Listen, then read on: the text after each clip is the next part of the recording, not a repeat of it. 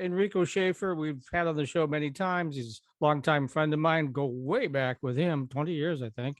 And he's a technology reporter. Excuse me, technology lawyer. I'm the technology reporter. Sometimes I get that. We look so much alike. We could be twins, right? So anyway, so he gets into all sorts of interesting stuff like Airbnbs. But today he's going to talk about NFTs, which, tell you the truth, I'm a little fuzzy on, even though you've been on the show and I've read about them. So let's start with, what is an NFT?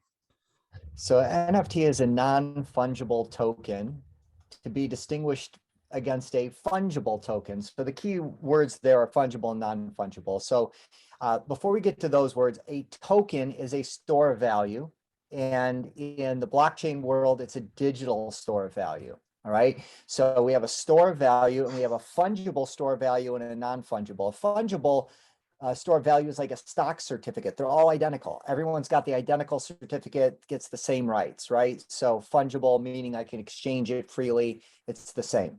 Non-fungible means they're all unique. And so we've got cryptocurrency, which is a fungible token, and we've got all of these NFTs, these Bored Apes, and all of these brand offerings that are non-fungible tokens, NFTs, which are essentially a store of value on the blockchain linked to a digital asset, a Bored Ape, a concert ticket, whatever it happens to be.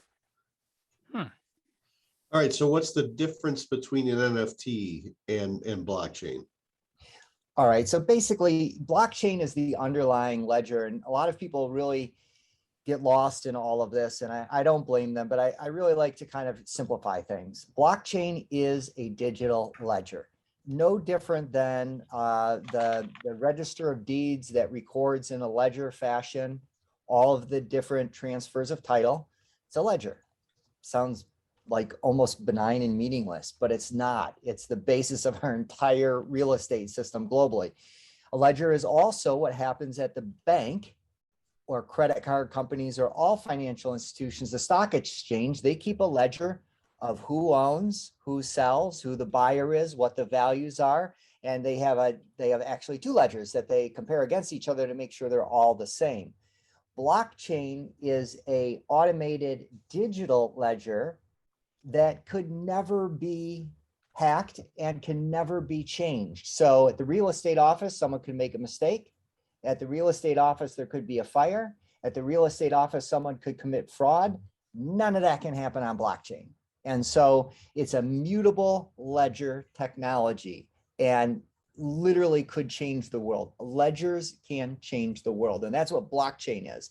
Non-fungible tokens get recorded on the ledger on the blockchain. So if I own a Bored Ape, which you probably have all heard of, these Bored Ape tokens, or these Bored Ape digital assets. That's my next question. I'm going to ask you to explain those next. So yeah, this scenario we don't really get. So take it away. So yeah, so basically, so you record the ownership of that Bored Ape on the blockchain on a non-fungible token, also known essentially as a smart contract. And a smart contract not only records ownership, but it's a self-executing contract. No lawyers. Who's not in favor of that, right? Self-executing contract, which means that the software actually executes the transfer. So with my private public key on my wallet, I could say I'm going to transfer this Bored Ape to Matt, and there's no third party involved. The software knows that it's my private key. I'm the owner. It can see that. I can show that to the blockchain essentially, but no one else ever has access to it. And then the blockchain will record that transfer over to Matt. Now, if I'm the artist, the blockchain may also take 10% of that sale and pay it as a royalty automatically with no third-party involvement back to the original artist. And that could happen forever, literally into eternity, as a self-executing contract on the blockchain. Since we're going down this path, I still have a lot of people that don't really understand what cryptocurrency is, and that's on the blockchain as well. So just so we got it all covered, why don't you hit that too? Yeah, so basically cryptocurrency is a much simpler form of token, and it also gets recorded on the blockchain, but it does a few more limited things. So number one, cryptocurrency, those tokens store value and display value. So if I own a Bitcoin, one Bitcoin, and let's say that Bitcoin is worth $35,000, all right, that ownership gets recorded onto the blockchain, and the value gets recorded onto the blockchain, and that particular blockchain allows me to control that Bitcoin and transfer it to anyone else, pay Starbucks a fraction of it, and then retain the other. And so cryptocurrency is essentially a store of value on the blockchain that happens to be digital. Okay. So we've seen a lot, cryptocurrencies falling in value lately, NFTs not reselling. What's the risk in these things, and how should people approach that risk in terms of, these things as an investment? Yeah, so the risk is really high, and it has been really high for a long time, but until the last month or two, really until December of last year, the risk was basically a reward risk, right? People were buying and these things were exploding in value. So the Bored Ape Yacht Club and these Bored Ape NFTs, they dropped a year ago and went from essentially no value to each Bored Ape being worth at least hundreds of thousands of dollars, if not millions of dollars, right? So that happened very quickly. And why is a Bored Ape worth anything? It's a digital image on some server that's the ownership is linked to a token that says I'm the owner. And so when I transfer the token, I transfer the owner of that digital image. Why? Supply and demand, is probably the best answer. It's like anything. Why is a painting worth anything? Because the buyer is willing to pay it. Why is a concert ticket worth anything? Because the buyer wants to go and is willing to pay it. It's pure economics from that standpoint. But what they do is they build in scarcity into not only cryptocurrency, there's only so many Bitcoin that will ever be. So we all complain about inflation. Now the government simply prints money to get us out of our problems. Can never happen with blockchain. It is deflationary, and the other cryptocurrencies as well. So that creates from a lot of people's point of view, a much better store of value than US dollars, at least someday, if not today, right?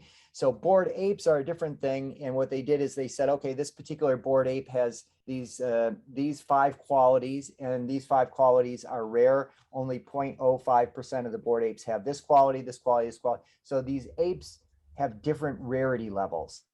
And so if you have the most rare Bored Ape, people are going to want that one the most. If they have the most common traits, then they're going to want that one the least. It's going to have the least value. I'm not sure if that answers your question as to why any of these are worth anything, Matt. Well, fiat currency, paper money is only worth something because we all agree it is, right? That's the only, there's no gold backing it up anymore, or at least not very much. So not in the last couple decades, and so it's a new invention. 1917, I think we invented government money, and how is that going? Yeah. Well, these days, who knows? We'll see. But let's get to if we got about 5 minutes left. So how does the average, unless you're an artist of some kind, or whether various music artists, painting artists, whatever it might be, how does the average person, or could they get involved in NFTs where they're actually selling NFTs versus buying them? Yeah. So I'm actually working with a famous artist who is a starving artist, right? Like so many artists today, but he's legit. He's not doing Bored Ape, right? He's doing legitimate art and has been for decades. Well, that artist now can digitize their art, upload it to a marketplace such as OpenSea, and offer the digital version of that art to the world without having to go through a gallery or what have you. Now, why is that a good thing? Well, they also make digital art frames now that are any size you want them to be. So I can display my digital art in that digital frame, backlit, and I can have it rotate through all my non-fungible tokens. And oh, by the way, I can subscribe and have it show Picasso in my living room as well. So as we move to this, if we get away from the Bored Apes and we get more into what we were supposed to see with NFTs, which is the empowerment of artists, musicians, who can now eliminate the middleman from their transactions or finance their projects because I can own a fraction of the next Eminem song by investing in that token on that song, which then ultimately gets sold later.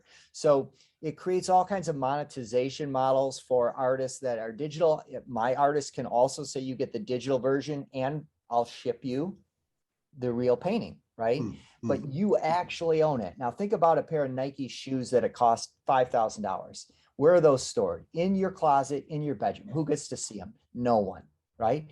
But if I turn that shoe into a digital version of the shoe and turn it into an NFT that's linked to the shoe ownership, now I can show it off to my friends. That, my friends, is called Flex, and Flex explains a big part of the market. I am cooler than you, and I'll prove it with my NFT. Yeah. All right. Well, my daughter briefly worked at Zingerman's in Ann Arbor, and once showed me a bottle of vinegar that was over $500. So I guess there are certain things people will pay a lot of money for. And I remember asking her, does anybody like put that on a salad? What do you do with a $500 bottle of vinegar? And she said, well, you store it like a bottle of wine, and then you hope somebody else is going to pay more for it later. So and you break it out at dinner parties, not to use, but to show. Yeah, right. Exactly. So is that where the real market is, and just the neener kind of thing, or what? No, so I think that they're right now it's an emerging market, right? So it's finding itself, it's finding its level, and it's finding its applications. But I think that we're going to see a continued mainstreaming of NFTs. Virtually every major brand in the world has launched an NFT project. They're not doing it because they think it's a fad. They doing it because they think it's a way to engage with their communities at a level that's so far beyond anything they've had available to them before. An email list, right? You're comparing blockchain to an email list when I can airdrop to a wallet address who's bought one of my NFTs, a brand new NFT that gets them admission to the Super Bowl, right? And so this community building aspect of NFTs is a huge part of the potential value. And I always say, think of crypto in practical sense. I had to go to the bank 2 days in a row to switch out account information. It was a total nightmare. Their computers didn't work. Oh, I learned that my money's not even safe in the bank because every time I provide a SWIFT number or a money transfer with my account number and my routing number, anyone can print that into a check and defraud me. And oh, the bank's got me covered, but only if I recognize it in the first 48 hours. And I had to sign all these papers, agree to all this stuff. Why? With a Bitcoin, I don't deal with any bank. I own it. I transfer it to whoever I want, and no one is to be involved in that transaction except me and the person I'm dealing with. It's such a superior way to do almost everything. We just have to get to the next couple of phases of development to really start to see some of the rollout in the application. So does that mean the end of banks, or what do you think? Yeah, the end of banks. Yeah. So you look at most of the major accounting firms, they are investing tens or hundreds of millions of dollars in blockchain. Why? Because there will be no public accounting.